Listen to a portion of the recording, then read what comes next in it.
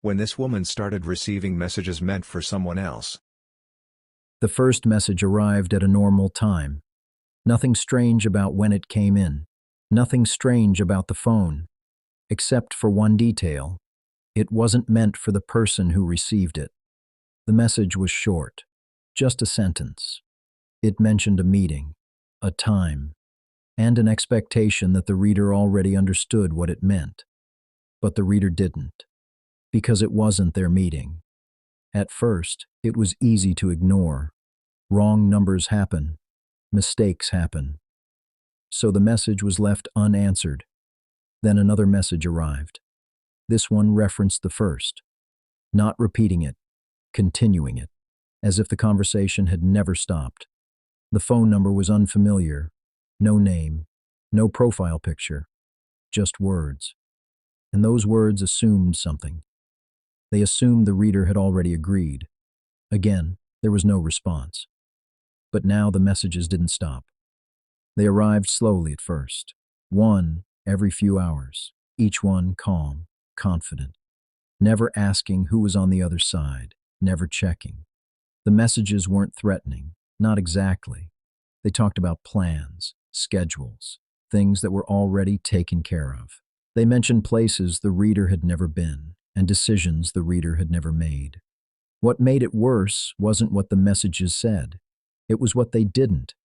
There were no explanations, no introductions, just continuation. As if the conversation had been happening long before the phone was ever involved. Eventually, curiosity replaced caution. One message was answered, not with a question, just a single word.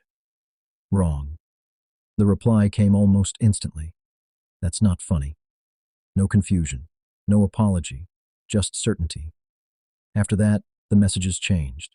They became shorter, more precise. They stopped explaining anything at all. Instead, they started confirming things. Everything is ready. We're still on schedule. You know what happens if this is delayed.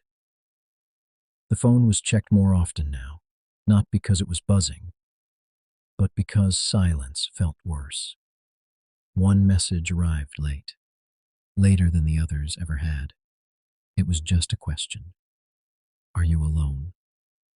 The phone was put down. For a long moment, nothing happened. Then another message. You should be. That was the first time the messages felt personal, not threatening, targeted. The next message didn't mention plans. It mentioned a detail, something visible, something accurate, a detail the sender shouldn't have known. That's when it became clear. The messages weren't sent by mistake. They were sent in sequence. The sender never checked who was reading them, because the phone was never the important part. The role was. Each message assumed the same thing, that whoever was holding the phone would eventually understand and take over. The detail that had been mentioned earlier wasn't a warning. It was confirmation. Confirmation that the transition was already happening.